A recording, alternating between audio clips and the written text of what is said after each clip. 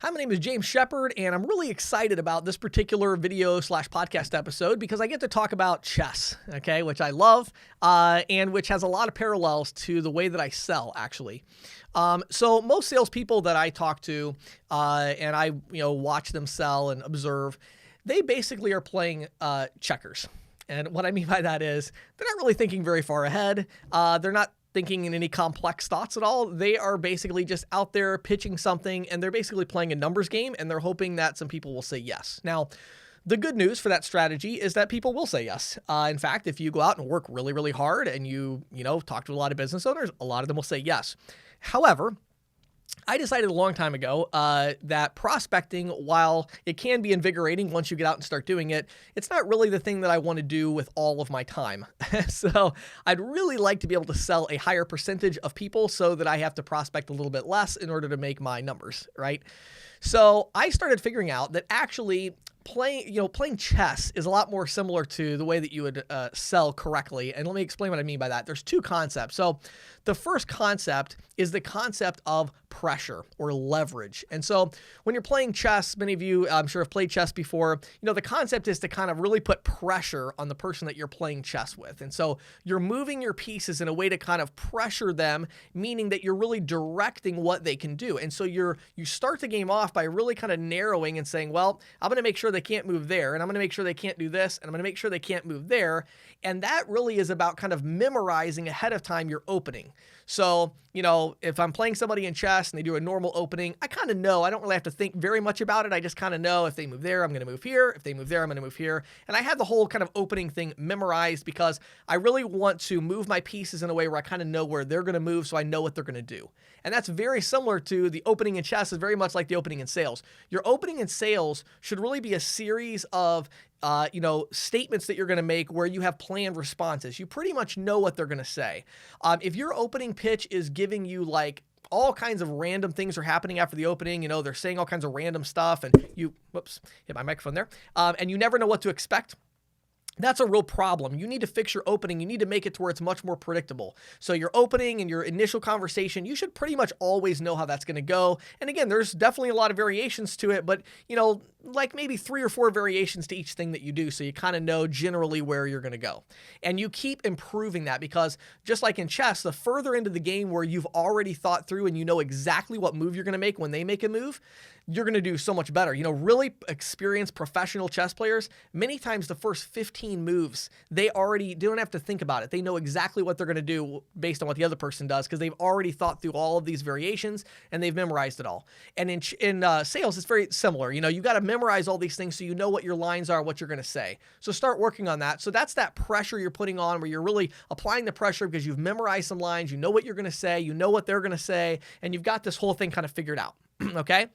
The next thing that is very similar with chess is that you have to think ahead, multiple moves ahead, okay, so that you can plan what you're going to do. So this is where you're starting to close off options and you're moving in for the final yes, or in this case, the checkmate, right? So the idea here is when you're out selling in the field and you get to the point where you're talking to them about the solution, you're coming down to the close, you need to make sure that you have all of your pieces arranged so that when you go in for the final yes, you actually get it, okay? Now, what do I mean by this? What I mean is you need to start thinking in terms of what your prospect is thinking, not just what you're thinking. The mistake most salespeople make is that a lot of them have a pretty good opening presentation, and they've kind of figured this out, and they're like, okay, yeah, I'm going to say this, they're going to say that, and they figured a lot of that out.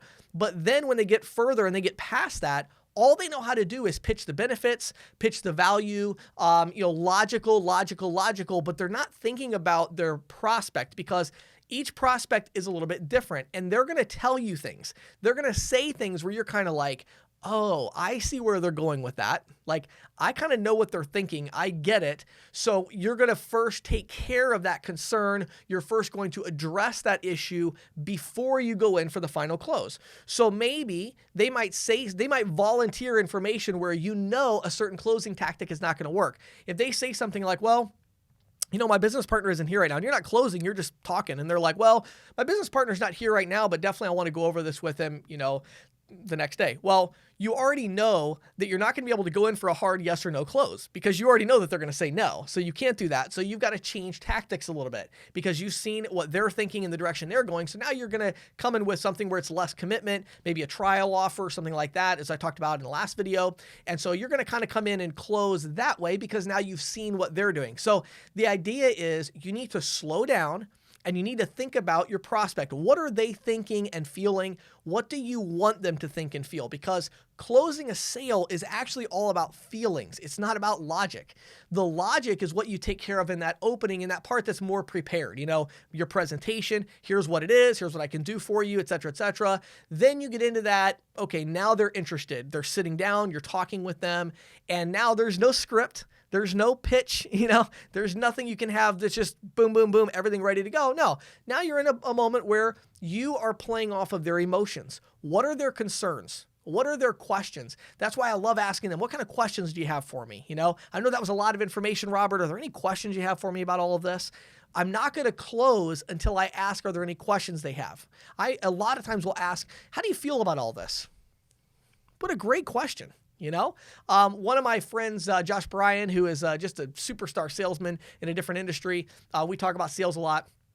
And one thing he likes to say when people say, well, I don't know, I really need to think about it a lot. And he'll say, well, what do you think about it? And then he'll smile at him. And, you know, you got to ask these questions. You need to find out, what are they thinking? What are they feeling right now? Because your whole pitch, you need to move in that direction with them and help them to, you know, you need to take care of their fears. You need to answer those fears. You need to deal with those issues before you move in for the final close.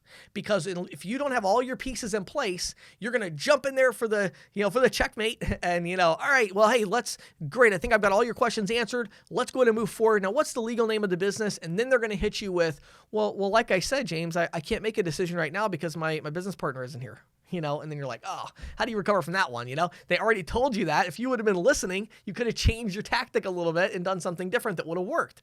So it's in sales, it's so hard to recover. It's much easier to be proactive. So my advice to you is this. Okay, stop playing checkers in sales and start playing chess. Start planning your openings ahead of time and then start thinking ahead. What are their emotions? What are they feeling? What direction are they going? So you can adjust your pitch and adjust your presentation accordingly. And by the way, if you want to actually play chess, it's a lot of fun. So you could try that too, and that'll help you with your tactics, patience, and strategy. My name is James Shepard. Have a great day.